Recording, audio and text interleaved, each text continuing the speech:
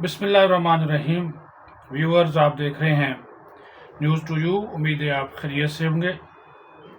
सानहा 9 मई और उसकी असर नौ तहकीकात के लिए काबीना कमेटी न सिर्फ कायम की गई बल्कि उसने अपना आज काम भी शुरू कर दिया। लेकिन सवालात ये उठ रहे हैं कि ये कमेटी तकरीबन 8-9 माह बाद क्यों कायम की गई। जो पहले से कायम कमेटियां थीं उनकी रिपोर्ट्स का क्या बना। क्या इस मामले को लटकाया जाएगा या फिर जो अनासर इसमें मुलव्वस, शरपसंद अनासर जो मुलव्वस हैं, उनको अंजाम तक पहुंचाया जाएगा। ये बहुत बड़ा सवाल है, क्योंकि इसके जो TORs हैं वो बड़े वाज़ेह हैं और उससे नज़र आ रहा है कि अब जो नामालूम थे वो मालूम होंगे, जो नकाब में थे वो बेनकाब होंगे। पहले जो तहकीकात हो रही थी या जिन लोगों को पकड़ा गया उनके उस तरह नाम सामने नहीं आए थे। मैं बड़े बड़े लोगों की बात नहीं कर रहा, जिस तरह इमरान खान है, शाह महमूद कुरैशी है, इनके और जो लोग रुपोश हैं उसकी बात नहीं कर रहा।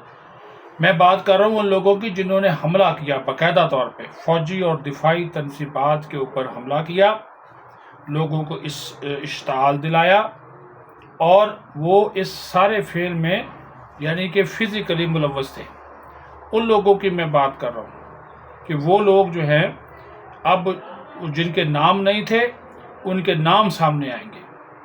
और साथ ही साथ मैं आपको ये बता दूं कि आज जो अहमद इरफान असलम साहब जो कि निगरान वज़ीर कानून व इंसाफ हैं, उनकी सरबराही में जो पहली मीटिंग हुई है, इसमें उन्होंने वो तमाम फुटेजेस, वो तमाम दस्तावेज़ात, वो तमाम वीडियोज़ मंगवाने का फ़ैसला किया है जो कि इस वाक़यात से मुतल्लिक़ हैं।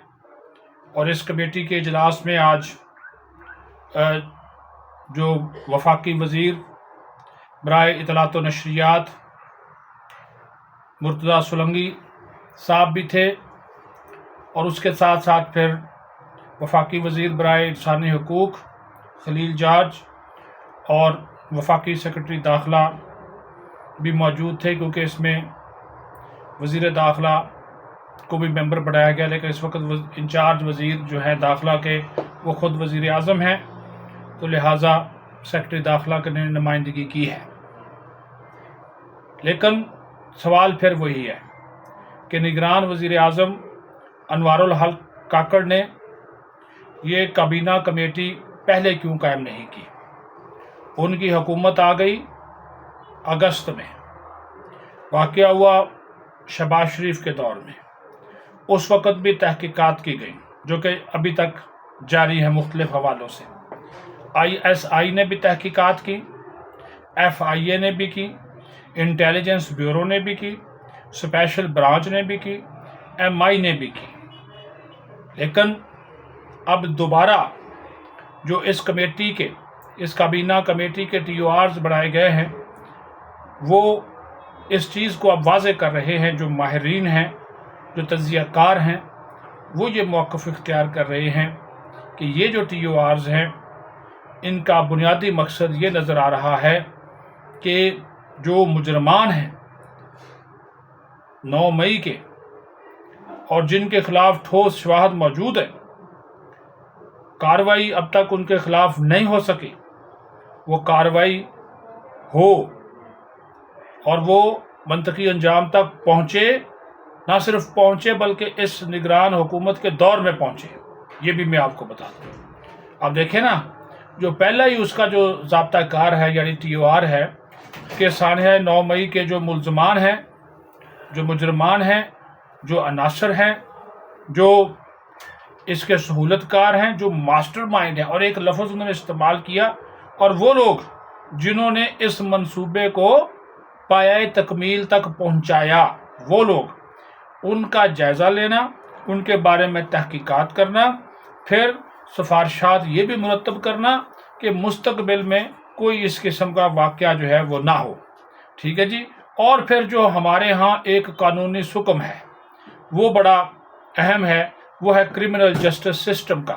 فوجداری جو ہمارا نظام ہے انصاف کا، فوجداری کیسز میں اس کے اوپر بہت سے سوالات اٹھ رہے ہیں، اور ان کے اٹھنے کی سب سے بڑی وجہ یہی ہے کہ ان سوالات کی وجہ سے بہت سے ایسے کیسز ہیں جو کہ حل طلب ہیں یا مجرموں کو سزا نہیں ملتی. اب دیکھیں، گرفتاریاں ہوئیں، کیسز چلے، فوجی عدالتوں میں بھی چلے گئے 200 کیسز.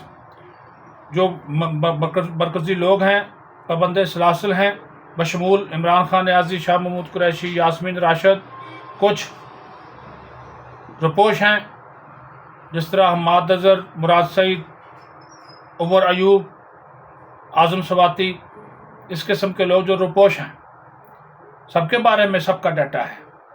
تو سوال پھر وہی اٹھ رہا ہے کہ کیا یہ کمیٹی معاملے کو لٹکائے گی یا اس کو جلد انجام تک پہنچائے گی؟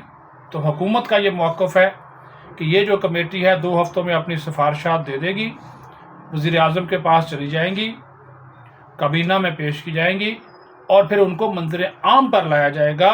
اور اس کی روشنی میں پھر اگر یہ حکومت ان مجرموں یعنی کہ 9 مئی کے مجرموں کے خلاف اگر کارروائی نہ کر سکی تو اپنی سفارشات آنے والی حکومت کے لیے رکھ جائے گی، تاکہ ان لوگوں کے خلاف جو ہے وہ اس کو جو کارروائی ہے اس کو منطقی انجام تک جو ہے وہ پہنچایا جا سکے. یہ بڑے ایشوز ہیں، بڑے مسائل ہیں.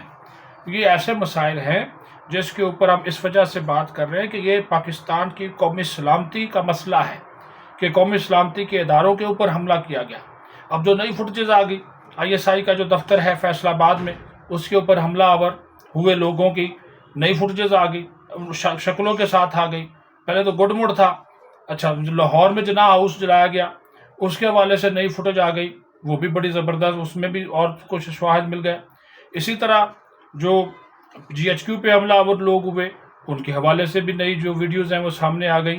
مطلب کہنے کا یہ ہے کہ اگر یہ ریکارڈ اکٹھا کیا جا رہا ہے، یہ دستاویزات ہیں، آڈیو لیکس ہیں، ویڈیو لیکس ہیں، ویڈیو بیانات ہیں، تو پھر بھائی انتظار کس چیز کا ہے؟ کمیٹی بنانے سے تو کچھ نہیں ہوگا.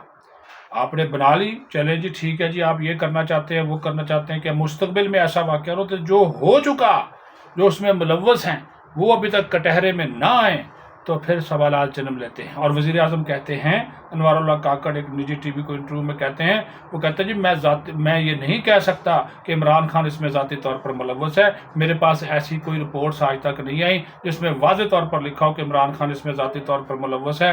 تو یہ تو آپ اپنا کیس خود جو ہے وہ پھر کر رہے ہیں. ایک طرف کہہ رہے ہیں وہ اس کا ماسٹر مائنڈ ہے، دوسری طرف ملک کا وزیر اعظم کہہ رہا ہے کہ میں ذاتی طور پہ نہیں کہہ سکتا کہ وہ اس میں ملوث ہے. ٹھیک ہے، تو یہ کنٹراڈکشن ہے. تو اگر وہ ملوث نہیں ہے تو اس کو پھر آپ نے اس کے اوپر انسداد دہشت گردی کا پرچہ کیوں کیا؟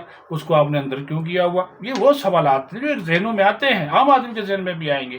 تو اس وجہ سے اب آپ اگر کمیٹی بنا دی ہے تو اس میں تعین کریں، لوگوں کو نام لے کر تعین کریں، ان کی نشاندہی کریں، ان کو بے نقاب کریں، منظر عام پر لے کر آئیں، چاہے وہ عمران خان ہے یا کوئی بھی ہے. تو صحیح تحقیقات جب تک آپ نہیں کریں گے لوگوں کو، تو پھر آپ کی اپنی کمزوری اس میں عیاں ہوگی. تو اس کمزوری سے بچنے کے لیے ضروری ہے کہ جو لوگ اس میں ملوث ہیں، جس کا جتنا کردار ہے، اس کو سب کو نام کے ساتھ آپ اس قوم کے سامنے لائیں، تاکہ آئندہ کسی کو جرت نہ ہو کر ریاست اور قومی دفاعی اداروں کے اوپر حملہ آور ہو. اپنا خیال رکھیں. پاکستان زندہ باد.